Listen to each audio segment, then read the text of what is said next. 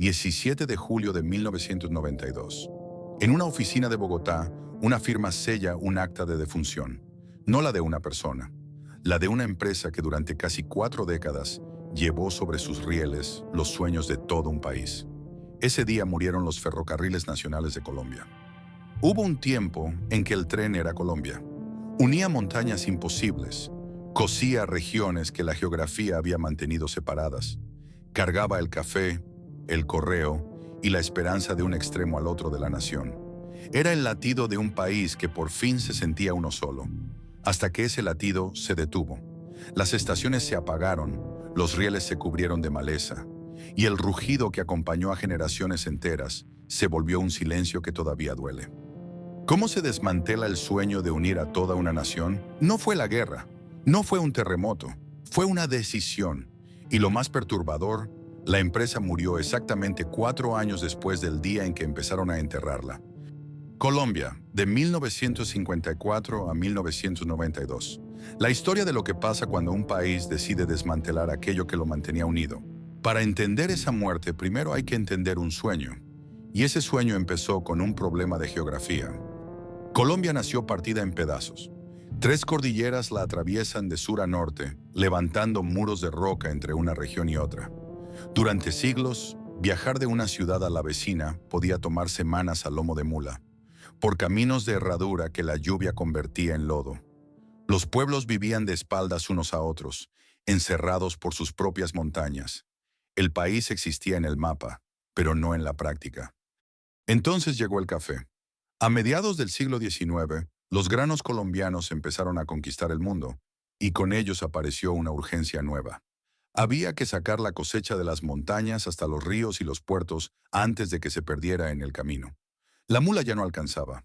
El país necesitaba algo más rápido, más fuerte, más moderno. Necesitaba el tren. Los primeros rieles se tendieron sobre el Istmo de Panamá, cuando el istmo todavía era colombiano. Después, desde 1865, la fiebre ferroviaria se extendió por el territorio. Líneas que salían de Barranquilla, de Santa Marta, de Cali, de Medellín, de Girardot, buscando conectar el interior con el río Magdalena y con el mar. Cada tramo era una apuesta contra la naturaleza. Y construirlos costó sangre.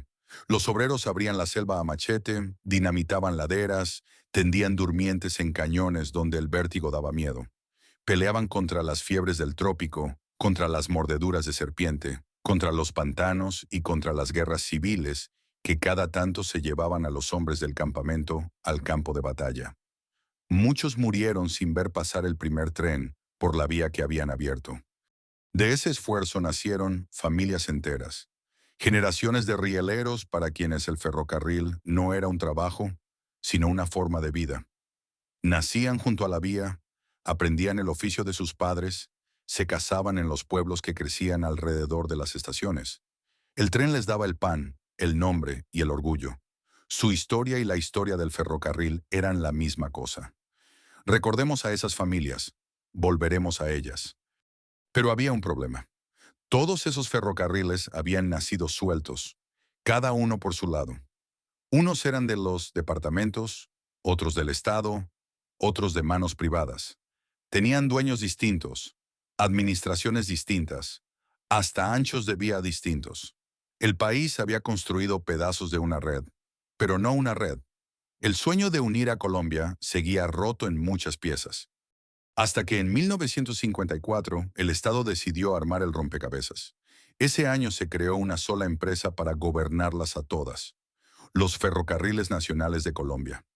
La idea era hermosa en su simpleza: reunir bajo un mismo mando cada línea, cada locomotora, cada estación, y convertir por fin ese conjunto de fragmentos en un verdadero sistema nacional. Por primera vez el sueño parecía completo. Un solo país, una sola red, un solo latido de acero recorriéndolo entero. Nadie, en aquel momento de esperanza, imaginaba que juntar todos los rieles bajo un mismo techo también significaba reunir en un mismo lugar todo lo que algún día podría derrumbarse. Y durante un tiempo glorioso, el sueño se hizo realidad.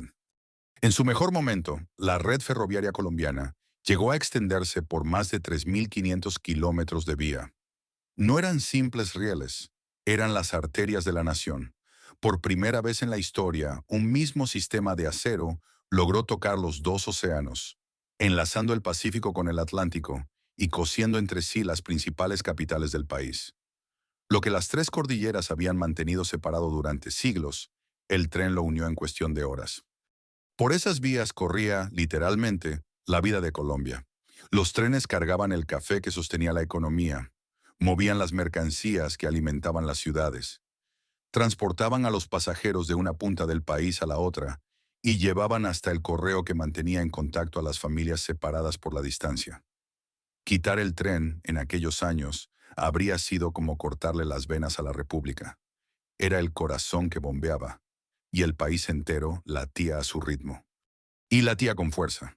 Hasta bien entrada la década de 1940, el ferrocarril fue además un buen negocio. Rentable, sólido, próspero. No dependía de la caridad del Estado ni sobrevivía a punta de subsidios. Generaba su propia riqueza y devolvía con creces lo que se había invertido en él.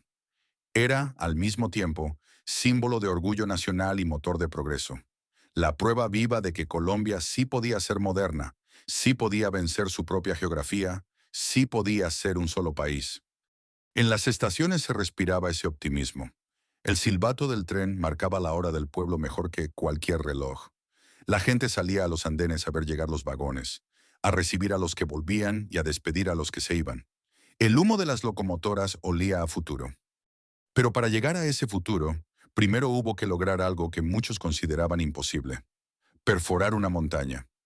La montaña se llamaba La Quiebra, y durante décadas fue una pared infranqueable en el corazón de Antioquia. Los trenes que subían desde el río Magdalena y los que bajaban desde Medellín quedaban condenados a detenerse frente a ella.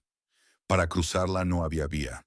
Había que bajar de los vagones y salvar el paso a lomo de mula, como en los tiempos que el ferrocarril había venido a enterrar. La solución había nacido años antes, en la cabeza de un joven. En 1899, un estudiante de ingeniería de la Escuela Nacional de Minas de Medellín, Alejandro López, presentó como tesis de grado una idea audaz: atravesar la montaña con un túnel de casi 4 kilómetros. Muchos lo tacharon de locura. Colombia no tenía ni los ingenieros ni las máquinas para semejante proeza. Pasarían 3 décadas antes de que el país se atreviera a intentarlo. Pero en 1929, contra todo pronóstico, el túnel de La Quiebra quedó terminado. Fue el primero construido en Colombia y, en su momento, uno de los 7 más largos del mundo. Por fin un tren podía cruzar la cordillera sin detenerse. El sueño juvenil de Alejandro López se había vuelto piedra horadada y acero. Tan suyo lo sintió que pidió, al morir, que sus restos descansaran allí, dentro de la montaña que había vencido con un cálculo hecho a los 20 años. La quiebra fue la hazaña más famosa, pero no la única. Cada tramo de vía era un desafío ganado a pulso a la geografía más brava del continente. Puentes tendidos sobre abismos, rieles clavados en los filos de la montaña, viaductos que parecían desafiar la gravedad. Con las manos y el ingenio, ingenieros y obreros colombianos habían logrado lo que parecía reservado a las grandes potencias del mundo. Y alrededor de esas vías floreció un mundo entero. Nacieron pueblos que antes no existían, levantados alrededor de una estación, viviendo al compás de los horarios del tren. Algunos llevaban incluso el nombre de los hombres que habían tendido los rieles. En ellos, la llegada del tren era el acontecimiento del día. Los comerciantes esperaban la mercancía, los enamorados esperaban las cartas, los hijos esperaban a los padres que volvían de la ciudad. Guarden en la memoria esos pueblos. Su suerte quedará atada para siempre a la del ferrocarril. Para el resto del país, viajar en tren era casi un rito. Familias enteras conocían Colombia por la ventanilla de un vagón. El paisaje que cambiaba, los vendedores que subían en cada parada, el traqueteo que arrullaba el sueño de los niños. Para millones de colombianos, el tren no era una máquina. Era el recuerdo más bonito de su infancia. Todo parecía indestructible. La red más extensa de su historia, las hazañas de ingeniería, los pueblos prósperos, un país por fin cosido de mar a mar. En la cima, nadie mira hacia abajo. Y sin embargo, en el mismo momento en que el ferrocarril alcanzaba su punto más alto, muy lejos de las estaciones, en los despachos del poder, empezaba a gestarse la decisión que lo condenaría. El enemigo no vendría de las montañas, vendría esta vez del asfalto. El mundo entero estaba cambiando y el cambio tenía 4 ruedas. A partir de la década de 1960, el automóvil dejó de ser un lujo para convertirse en el símbolo mismo del progreso. En todo el planeta, el siglo XX se enamoró del motor de combustión, del carro particular que prometía libertad, del camión que prometía llevar cualquier cosa a cualquier parte. Y Colombia, como tantos países, cayó rendida ante esa promesa. En los afiches, en el cine, en la propaganda del desarrollo, el futuro se dibujaba siempre igual. Anchas carreteras, familias en su propio carro, camiones cargados, rodando hacia el horizonte. El tren, con su humo y su hierro del siglo anterior, empezó a parecer una reliquia, un abuelo respetable, pero pasado de moda. Y a nadie le gusta apostarle al pasado. La lógica de la carretera era seductora. El tren obligaba a la carga y a los pasajeros a moverse solo por donde había rieles, a las horas que fijaba un itinerario. El camión, en cambio, parecía libre. Podía salir cuando quisiera, tomar cualquier trocha, llegar hasta la puerta misma de la bodega o de la finca. En un país de geografía imposible, esa flexibilidad sonaba a solución mágica. ¿Para qué depender de una vía fija y costosa, decían algunos, si un camión podía llegar a donde el riel jamás llegaría? Era una comparación tramposa, pero convincente, y sobre ella se construyó una decisión que cambiaría el destino del ferrocarril. Porque el Estado colombiano tomó partido. Década tras década, el dinero público empezó a fluir hacia el asfalto. Se abrieron carreteras, se pavimentaron rutas, se tendieron autopistas por las mismas montañas que el tren había conquistado con tanto esfuerzo. El presupuesto de transporte se inclinó, cada vez más, hacia el lado de las llantas. Y aquí estaba la trampa silenciosa. Cada peso que se invertía en una carretera era un peso que no se invertía en los rieles. El país no decidió matar el tren de un solo golpe. Simplemente decidió, año tras año, alimentar a su rival. Y no lo hacía solo por convicción propia. Eran los años en que buena parte del mundo y los organismos que prestaban el dinero para el desarrollo predicaban el evangelio de la carretera como camino único hacia el progreso. Colombia se subió a esa fe con entusiasmo. Y ese rival tenía dueños poderosos. Alrededor del transporte por carretera creció todo un sector económico. Dueños de camiones, empresas de carga, constructores de vías, con dinero, con influencia y con voz en los despachos donde se repartía el presupuesto. Mientras el ferrocarril era una sola empresa estatal, pesada y lenta para defenderse, los intereses de la carretera empujaban todos en la misma dirección. Más asfalto, más camiones, más rutas. La balanza política estaba cada vez más cargada de un solo lado. Había, además, una razón menos noble. Una carretera nueva es un acto político perfecto. Se inaugura con cinta, con discurso, con foto en el periódico, y le da votos a quien la ordena. El mantenimiento de una vía férrea, en cambio, es un trabajo invisible y callado que nadie aplaude, aunque salve al sistema entero. Entre cortar una cinta y remendar un riel, la política casi siempre eligió la cinta. Lo más doloroso es que la apuesta ni siquiera tenía toda la razón. Para mover grandes volúmenes de carga a largas distancias, el carbón, el café, los granos, el cemento, el tren seguía siendo más eficiente, más barato y más limpio que una fila interminable de camiones. En las cuentas serias, sobre todo en un país tan montañoso, el riel ganaba. Pero las cuentas serias rara vez ganan contra una moda, y la moda del momento se llamaba carretera. Así, poco a poco, casi sin que nadie lo anunciara, los trenes empezaron a quedarse sin carga. Lo que antes viajaba sobre rieles empezó a subirse a los camiones. Las bodegas de las estaciones se fueron vaciando. Los itinerarios se hicieron menos apretados. El rugido de las locomotoras, antes constante, empezó a espaciarse. Los más viejos lo notaron primero.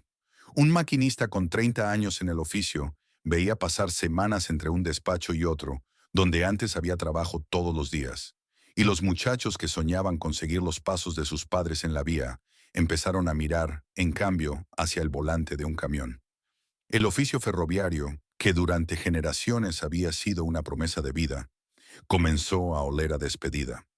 No fue una catástrofe estruendosa, fue algo más cruel, un abandono lento, un olvido presupuestado, una asfixia administrada gota a gota. El país seguía construyendo su futuro, pero lo construía dándole la espalda al tren que lo había unido. Y aquí conviene ser justos con la historia. La llegada del automóvil no tenía por qué ser una sentencia de muerte. En otros lugares del mundo, el ferrocarril y la carretera aprendieron a convivir, a repartirse el trabajo, a completarse el uno al otro. El camión para las distancias cortas y flexibles. El tren para los grandes volúmenes de largo aliento. El golpe del asfalto era duro, sí, pero sobrevivible. Para sobrevivirlo, sin embargo, hacía falta una condición: que alguien desde adentro defendiera al ferrocarril, que lo modernizara, lo cuidara, lo adaptara a los nuevos tiempos en lugar de dejarlo envejecer. Y esa fue precisamente la condición que Colombia no cumplió, porque mientras el enemigo apretaba desde afuera, dentro de la propia empresa empezaba a pudrirse algo mucho más peligroso. El deterioro no vino solo de afuera, vino sobre todo de adentro. Una empresa se defiende de la competencia con buena gestión, modernizándose, cuidando sus máquinas, mereciendo la confianza de sus clientes. Los ferrocarriles nacionales de Colombia hicieron exactamente lo contrario. Mientras el asfalto avanzaba, la empresa se dejó carcomer por un mal viejo y conocido: la política. Porque el ferrocarril se convirtió, con los años, en un botín. Los cargos dejaron de repartirse por mérito y empezaron a repartirse por favor. Cada cambio de gobierno traía nuevos jefes, nombrados no por saber de trenes, sino por deber lealtades.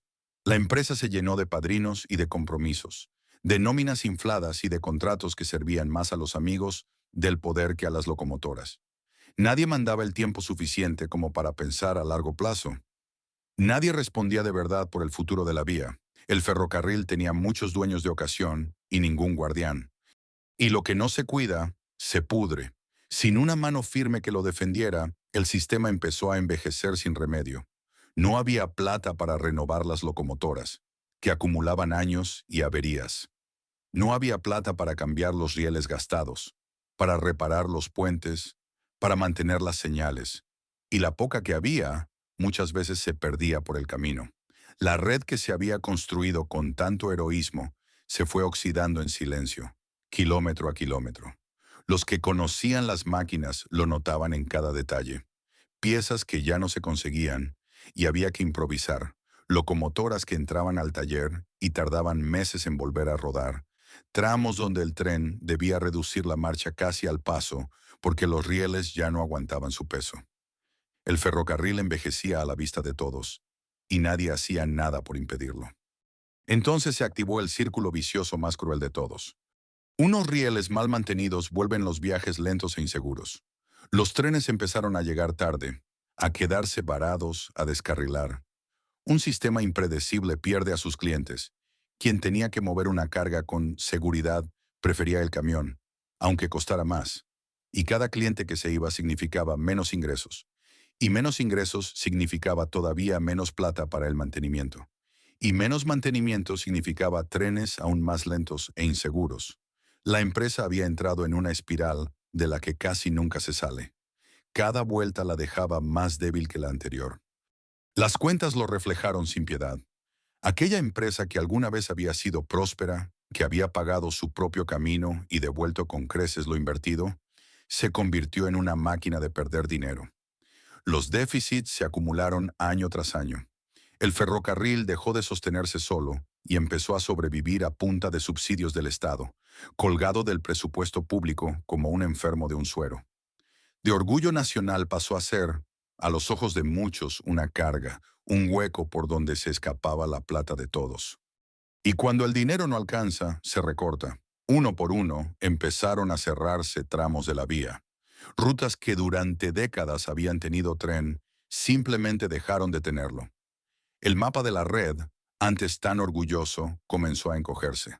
Cada línea que se apagaba era una herida en el cuerpo del sistema y una sentencia para los pueblos que dependían de ella. Porque ahí estaban ellos, los pueblos que habían nacido alrededor de una estación. De pronto, el tren que marcaba la hora del día empezó a pasar cada vez menos, hasta que en muchos dejó de pasar del todo. Y con el tren se fue el comercio, se fueron los viajeros, se fue la razón misma de existir de esos caseríos. Las estaciones que habían sido el corazón del pueblo empezaron a quedarse en silencio. Ahí estaban también los rieleros, aquellas familias para quienes la vía era la vida.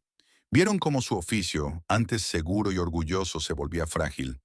Los talleres tenían menos trabajo, las cuadrillas se reducían, el porvenir que sus padres les habían prometido empezaba a desdibujarse. Muchos entendieron, con un nudo en la garganta, que quizás serían la última generación de su estirpe en subirse a una locomotora. Y ahí estaba, por último, el país entero, que poco a poco fue perdiendo la costumbre del tren.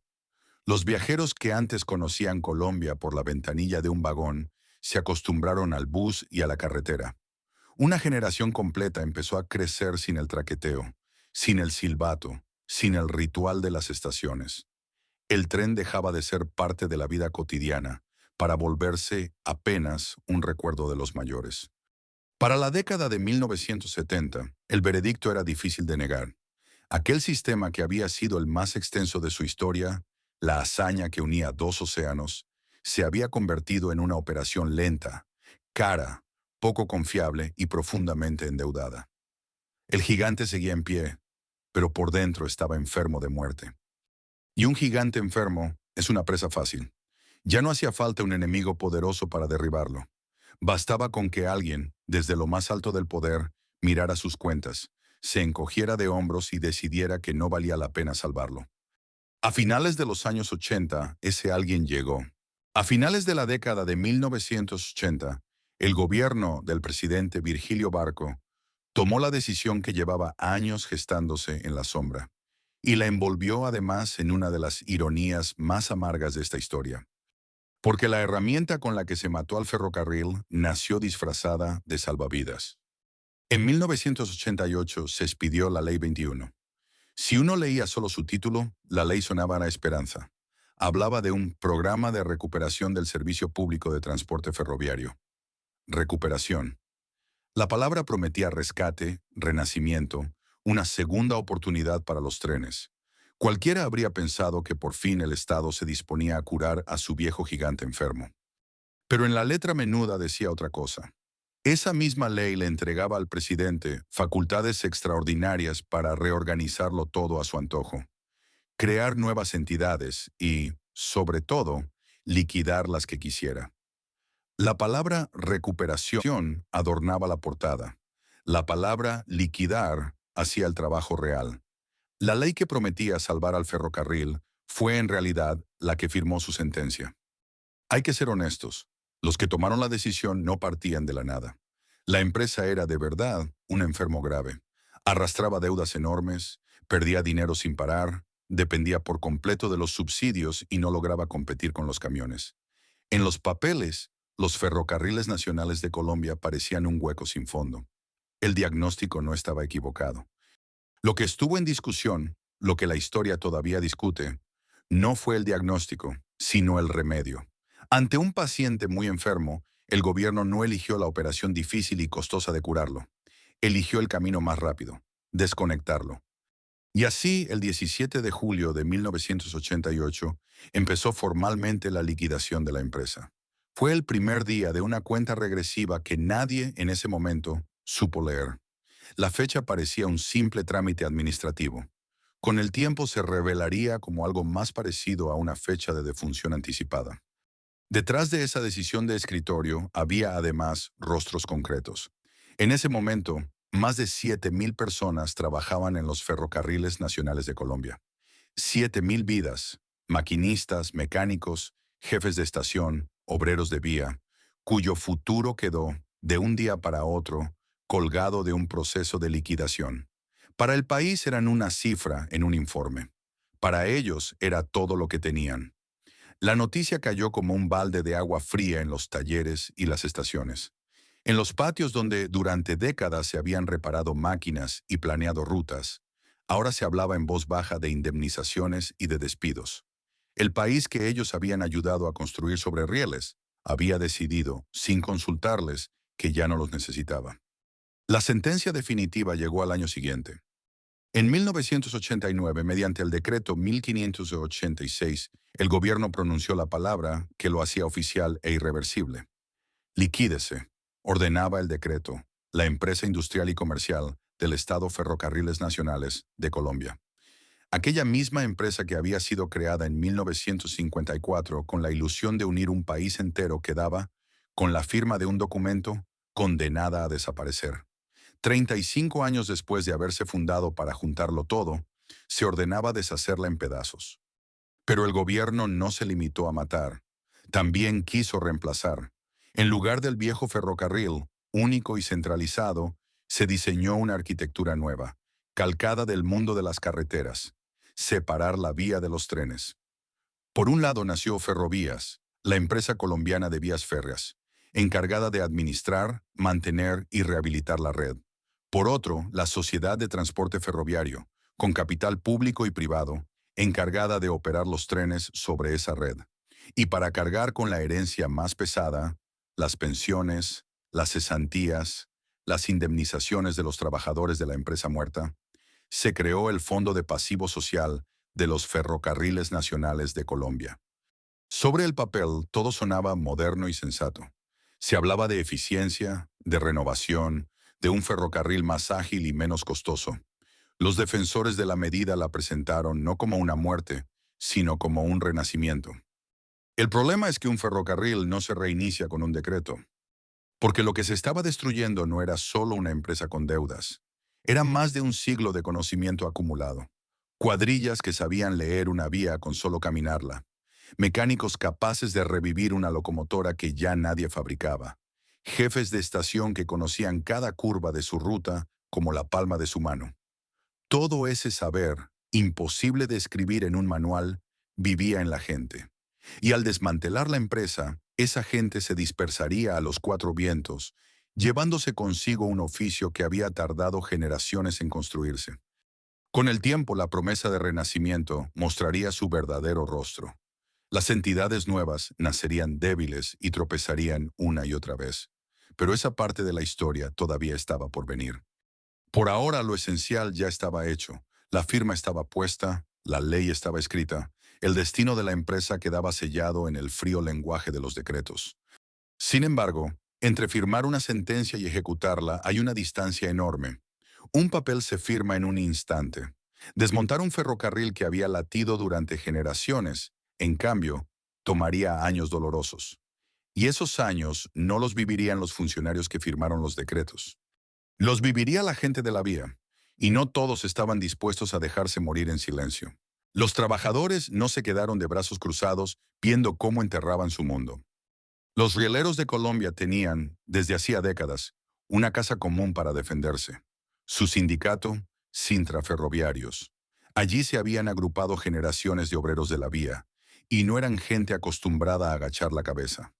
Cuando entendieron que la liquidación iba en serio, que no era una amenaza sino una ejecución, decidieron pelear. El 3 de noviembre de 1989, el sindicato dio uno de sus golpes más sonoros, una carta abierta dirigida a toda la opinión pública. En ella, los trabajadores ferroviarios rechazaron sin rodeos los métodos y las políticas que el gobierno nacional y la propia administración de la empresa estaban imponiendo en contra de sus intereses y de los de la clase obrera del país. No era solo un reclamo por sus empleos, era una denuncia. Estaban convencidos de que matar el ferrocarril era un error histórico, y querían que el país entero lo supiera. Durante meses los rieleros hicieron lo que sabían hacer. Alzaron la voz, se organizaron, denunciaron, resistieron, pusieron el cuerpo para defender una empresa que muchos de ellos habían servido toda la vida y que sus padres habían servido antes. Pero era una pelea profundamente desigual. Del otro lado no había un adversario con el que se pudiera negociar de igual a igual. Había una ley ya aprobada, un decreto ya firmado, toda la maquinaria fría del Estado en marcha. Los trabajadores podían protestar, podían demorar, podían conmover a la opinión pública, pero no podían reversar una decisión que ya estaba tomada en las alturas. Podían gritar frente a la máquina de la liquidación, pero la máquina no se detenía. Solo seguía avanzando, papel por papel, despido por despido. Era como ver a alguien intentar detener un tren en marcha con las manos desnudas. Cada asamblea, cada comunicado, cada jornada de protesta chocaba contra la misma respuesta. el proceso continúa. Los rieleros no peleaban solo por un salario. Peleaban por no ser borrados, porque alguien reconociera que lo que se estaba destruyendo había valido la pena. Pero el país, distraído con otras urgencias de aquellos años difíciles, apenas volteó a mirarlos. Y ese avance quedó registrado con brutal frialdad en las cuentas de la nómina. Los números cuentan por sí solos la historia del desangre. En 1988, pagarle a todos los trabajadores del ferrocarril costaba alrededor de 7.177 millones de pesos al año. Un año después, en 1989, la cifra había bajado a 6.546 millones. Para 1990 se había desplomado a 3.800 millones, casi la mitad de lo que era 2 años antes. Y en 1991 siguió cayendo hasta unos 3.593 millones. Detrás de cada uno de esos descensos no hay un simple ajuste contable. Hay miles de personas que, una tras otra, fueron sacadas de la empresa. Cada millón que desaparecía de la nómina era en realidad un grupo de familias que se quedaba sin sustento. El proceso tenía su método. A los trabajadores se les liquidaba con indemnizaciones, se les tramitaban pensiones, se les entregaba una suma para amortiguar el golpe. Sobre el papel todo se hacía en orden. Se pagaron por ese concepto miles de millones de pesos. Pero un cheque de indemnización, por justo que sea, no le devuelve a un hombre el oficio que era su identidad. Porque detrás de las cifras estaban ellos, los rieleros de los que hablamos al comienzo de esta historia. No fue uno, fueron miles, pero todos vivieron una versión de la misma escena. Pensemos en uno de ellos, un hombre que llevaba 30 años en la vía, hijo y nieto de ferroviarios, que había aprendido a manejar una locomotora antes que casi cualquier otra cosa. Un día le entregaron su liquidación, recogió sus cosas del taller y salió por la puerta por última vez. Llevaba en el bolsillo un cheque y, en el pecho, un vacío que ningún cheque podía llenar. ¿Y ahora qué? A los 50 años, con las manos hechas para el hierro y los rieles, ¿en qué se convierte un hombre cuyo oficio acaba de dejar de existir? Muchos no volvieron a encontrar un trabajo parecido. La mayoría entendió algo aún más doloroso. Sus hijos ya no serían rieleros. La cadena que venía desde los tiempos de los primeros trenes, esa que pasaba el oficio y el orgullo de padres a hijos, se rompía en su generación. Con ellos no se jubilaba solo un trabajador, se jubilaba un apellido, una tradición, una forma de vida. Algunos siguieron yendo, por costumbre, a rondar las estaciones donde habían trabajado, como quien visita la tumba de un ser querido. Otros guardaron para siempre su gorra de ferroviario en un cajón, sin poder botarla ni volver a usarla. El tren les había dado todo. Ahora se llevaba de una sola vez el sueldo, el oficio y una parte de lo que ellos eran. Así, poco a poco, la resistencia se fue apagando. No porque los trabajadores tuvieran menos razón, sino porque tenían menos fuerza. Contra la ley, contra el decreto, contra el presupuesto, la voluntad de los rieleros no alcanzó. Para comienzos de los años 90, la pelea estaba, en la práctica, perdida. La empresa era ya casi un cascarón vacío. Pocos trenes, pocos trabajadores, mucho papeleo de cierre. Solo faltaba una cosa. Faltaba el último día, el día en que se firmara el último documento, se apagara la última luz y saliera por la puerta el último de todos. Ese día tenía fecha y estaba cada vez más cerca. 17 de julio de 1992, Bogotá. En algún lugar de la ciudad, en una oficina como cualquier otra, se estaban viviendo las últimas horas de una historia que había empezado más de un siglo atrás. No había multitudes ni cámaras. No había un último tren cruzando entre banderas.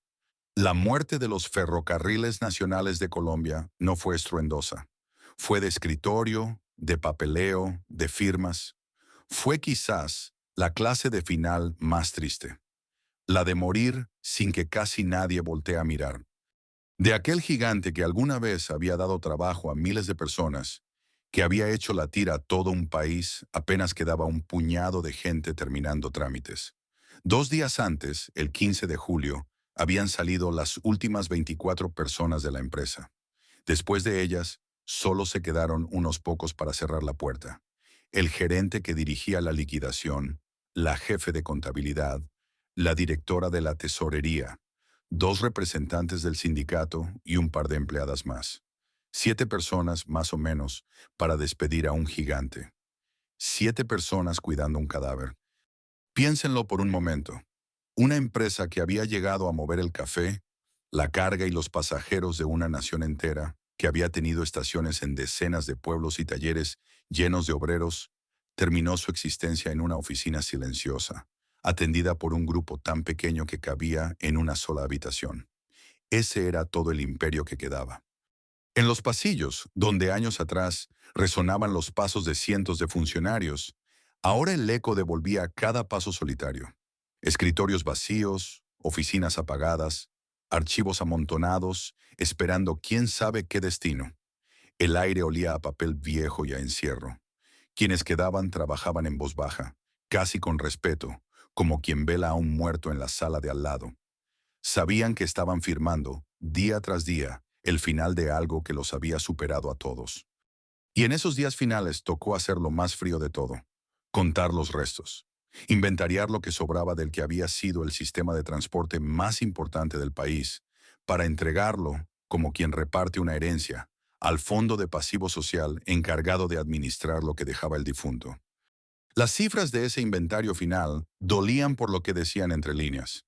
Se entregaron unos 2.375 vagones de carga, 60 coches de pasajeros y 73 locomotoras. 73. Cuando la liquidación había empezado, 4 años antes, la empresa tenía todavía 133. En el camino hacia la tumba se habían perdido 60 locomotoras, vendidas, desguazadas, abandonadas en algún patio. Todo aquello sumaba un valor de alrededor de 70 millones de dólares, más unos 300 millones de pesos que aún dormían en las cuentas de la empresa. Ese era el precio contable de un sueño de más de 100 años. Unas máquinas viejas, unos vagones, unas cuentas por cerrar. Locomotoras que habían cruzado cordilleras imposibles, que habían atravesado el túnel de la quiebra, que habían llevado a generaciones enteras de un extremo al otro del país. Ahora eran apenas un renglón en un acta de entrega. Esperaban, quietas y frías, en patios donde ya no las esperaba nadie. Algunas todavía tenían pintado en el costado el nombre de la empresa, ya descolorido por el sol y la lluvia de tantos inviernos. Máquinas que habían sido el orgullo de la ingeniería nacional, dormían ahora el sueño de la chatarra. Nadie volvería a encenderlas. Y entonces llegó el acto final. Ese 17 de julio de 1992 se firmó el acta de defunción de la empresa. Así, con esas mismas palabras, lo registró la prensa de la época. Un acta de defunción, como la de una persona, una firma, un sello. Y con ese simple gesto burocrático, los ferrocarriles nacionales de Colombia dejaron de existir. 38 años después de haber nacido para unir a un país, desaparecían en el tiempo que toma mojar una pluma y estampar un nombre. No hubo discursos solemnes ni minuto de silencio. Solo el rasgar de la pluma sobre el papel y, tal vez, la mirada cansada de quienes entendían que estaban poniendo el punto final a más de 100 años de historia. Afuera la ciudad seguía su vida como cualquier otro viernes, ajena por completo a que, en esa oficina, acababa de apagarse una de las grandes empresas que habían construido la Colombia moderna. Pero hay un detalle en esa fecha que estremece cuando uno se detiene a mirarlo.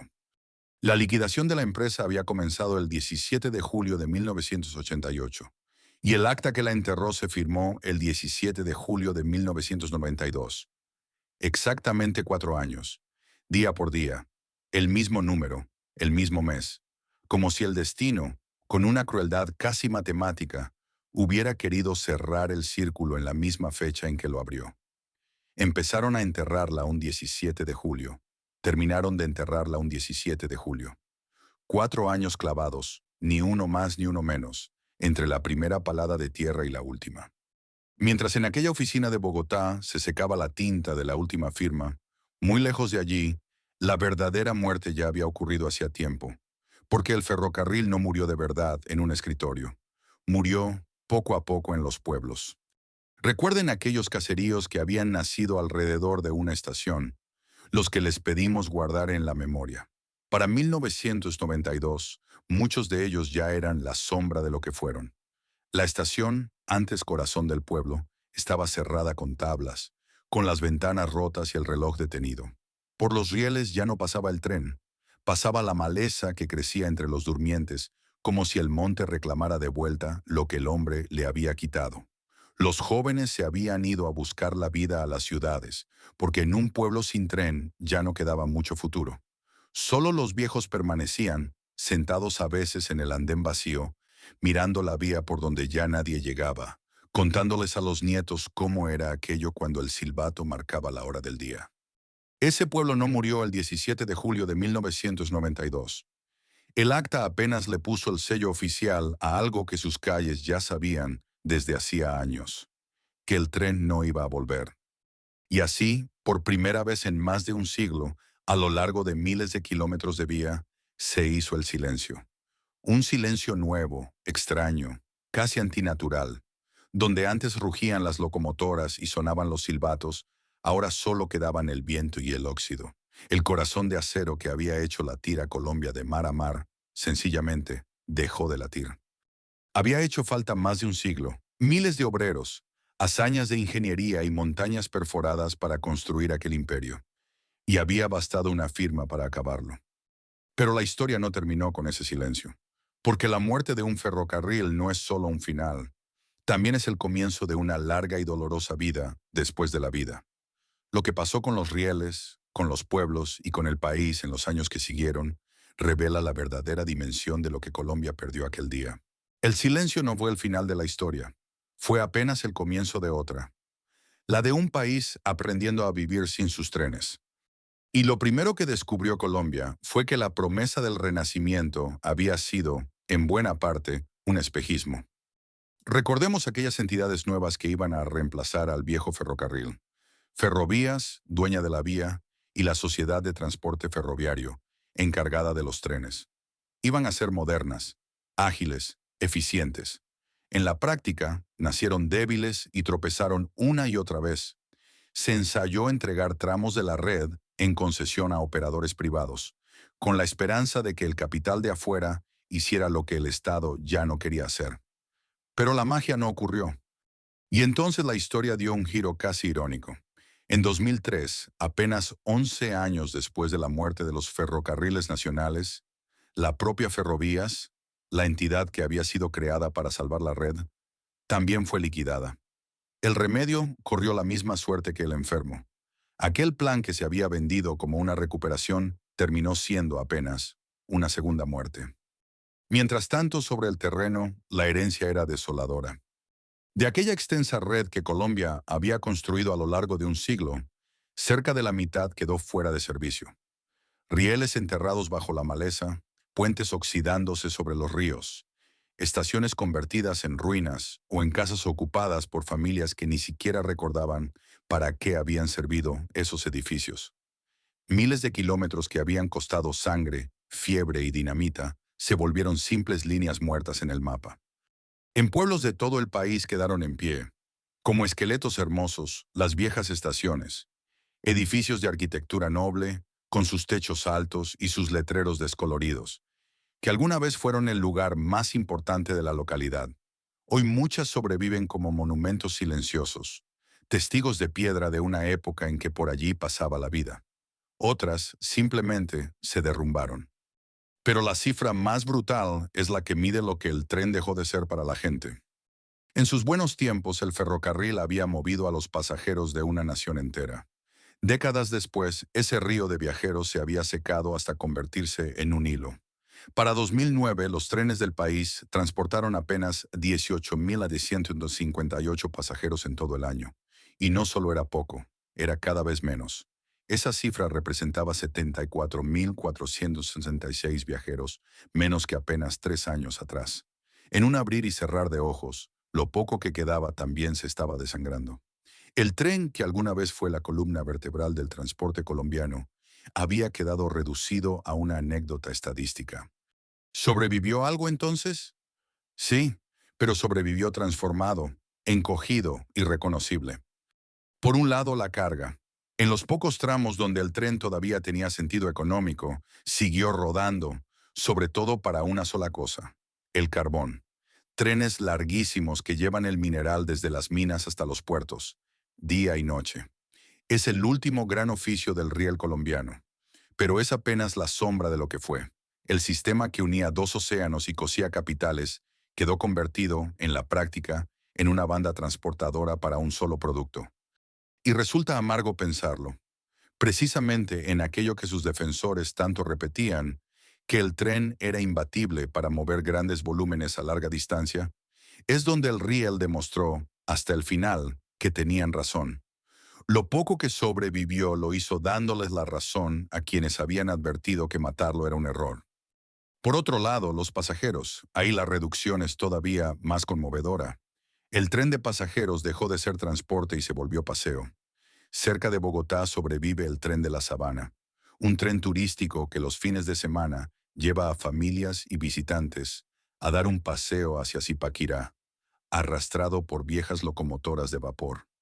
Y aquí aparece el tercer destino de esta historia, quizás el más agridulce de todos. Porque ese tren turístico existe gracias a un grupo de enamorados del ferrocarril. Hace ya varias décadas, cuando todo se caía a pedazos, unas cuantas personas se empeñaron en rescatar de la chatarra un puñado de viejas locomotoras de vapor y varios coches, en repararlos y en mantenerlos vivos. No lo hicieron por negocio, lo hicieron por amor, por memoria, por no dejar que se apagara del todo el silbato. Gracias a ellos, un niño colombiano de hoy todavía puede subirse a un tren, escuchar el resoplido del vapor, sentir el traqueteo sobre los rieles. No como el medio que mueve a su país, eso ya no existe, sino como un recuerdo vivo de lo que alguna vez fue. Son los guardianes de la llama, los que no pudieron salvar el ferrocarril, pero sí salvaron su memoria. Y esa memoria hace falta, porque creció ya una generación entera de colombianos para quienes el tren es una pieza de museo, una historia de abuelos, una foto en blanco y negro. Muchos de ellos ni siquiera imaginan que hubo un tiempo en que su país entero se movía sobre rieles. El país que el tren había unido terminó olvidando, incluso que alguna vez estuvo unido por él. Y sin embargo, los rieles siguen ahí, oxidados, cubiertos de maleza, pero presentes. Las estaciones siguen en pie. La memoria se niega a morir del todo, y eso obliga a hacerse la última pregunta. ¿Fue esta una muerte definitiva o apenas un sueño muy largo del que Colombia todavía podría despertar? La respuesta, hoy, empieza a escribirse, y por primera vez en mucho tiempo, tiene un tono de esperanza. Porque décadas después de aquel silencio, Colombia parece haber entendido por fin la dimensión de lo que perdió, y está tratando de dar marcha atrás. En los últimos años, la reactivación del ferrocarril volvió a ocupar el centro de la agenda del país. El Estado se propuso recuperar más de 1.500 kilómetros de vías, rehabilitar corredores olvidados y volver a poner trenes donde solo quedaba maleza. En 2026, durante el primer gran congreso ferroviario del país en décadas, la ministra de Transporte lo resumió con una frase que habría sonado imposible pocos años atrás. Colombia volvió a creer en el tren. Y no son solo discursos. El corredor La Dorada-Chiriguaná se convirtió en la primera gran concesión ferroviaria del país, adjudicada en 2025. El resultado fue contundente, donde en 2024 se movían unas 224.000 toneladas de carga al año. Tras la puesta en marcha del proyecto, la cifra superó el 1.000.000 de toneladas anuales, el mayor registro en la historia de ese corredor. Aquel dato encierra una ironía enorme. Bastó con volver a apostarle al tren para que demostrara, una vez más, aquello que sus viejos defensores gritaban en vano hace 40 años. El riel nunca dejó de ser la mejor forma de mover montañas de carga a través del país. Lo único que había cambiado era la voluntad de usarlo. Se planean de nuevo trenes de pasajeros cerca de Bogotá, en Boyacá, en el Valle del Cauca. Se sueña incluso con volver a conectar los dos océanos sobre rieles. Es quizás el reconocimiento más elocuente de todos. Después de haber matado su ferrocarril en nombre de la carretera, el país está gastando fortunas para reconstruir lo que un día decidió destruir. Pero hay que ser honestos, como lo hemos sido a lo largo de toda esta historia. Nada de esto está ganado todavía. Hoy, apenas cerca del 10% de la carga colombiana viaja en tren, mientras el 84% sigue rodando por carretera. De la red que aún existe, solo una fracción ve pasar trenes, y varios de los grandes contratos, aunque firmados, tardan en arrancar, enredados en la lentitud de siempre. Colombia ya resucitó su ferrocarril sobre el papel una vez, con ferrovías, y aquello terminó en otra tumba. El país tiene todo el derecho a ilusionarse, pero también toda la experiencia para desconfiar. Y aquí al final del camino, conviene detenerse a pensar qué nos enseña de verdad esta historia. Porque no es, en el fondo, una historia sobre trenes. Es una historia sobre una elección que todos los países, todas las empresas y hasta todas las personas enfrentan tarde o temprano. La elección entre reparar o desechar, entre el trabajo difícil de arreglar lo que está enfermo y el atajo cómodo de deshacerse de ello. Los ferrocarriles nacionales de Colombia estaban enfermos, es cierto, pero enfermo no es lo mismo que muerto. Ante un gigante que todavía se podía curar, el país eligió el camino más corto, desconectarlo. Creyó que estaba ahorrando, y hoy descubre la factura verdadera de aquella decisión. Los rieles que arrancó los está volviendo a tender. El conocimiento que dispersó lo está volviendo a buscar. Lo que se destruyó en una tarde con una firma está costando generaciones enteras y billones de pesos reconstruirlo. Cada kilómetro de vía que hoy se rehabilita es, en el fondo, la confesión silenciosa de un error. Nadie reconstruye con tanto esfuerzo aquello que nunca debió derribar. Colombia está pagando con intereses la cuenta de una decisión que se tomó en cuestión de años y que tardará décadas en enmendarse. Esa es la lección que dejó el 17 de julio de 1992, que demoler siempre parece más barato que reparar hasta que llega la cuenta, que las cosas que tardan un siglo en construirse pueden borrarse en un instante, pero jamás regresan en un instante, y que un país que le da la espalda a aquello que lo unió termina, tarde o temprano, teniendo que reaprender a unirse. El silbato que se apagó en aquella oficina de Bogotá quizás vuelva a sonar algún día sobre las montañas de Colombia. Ojalá así sea. Pero si algún día vuelve a escucharse, será porque alguien por fin entendió a tiempo una verdad tan sencilla como dolorosa, que hay cosas que vale más la pena salvar antes de perderlas, porque recuperarlas después cuesta mucho más que haberlas cuidado. Y ahora la pregunta es para ustedes. ¿Qué otro imperio industrial colombiano creen que merece ser contado antes de que se olvide por completo? Escríbanlo en los comentarios porque de ahí salen los próximos capítulos. Si esta historia les pareció valiosa, déjenle like y compártanla, que ayuda muchísimo a que le llegue a más gente. Y suscríbanse al canal y activen la campanita para no perderse lo que viene.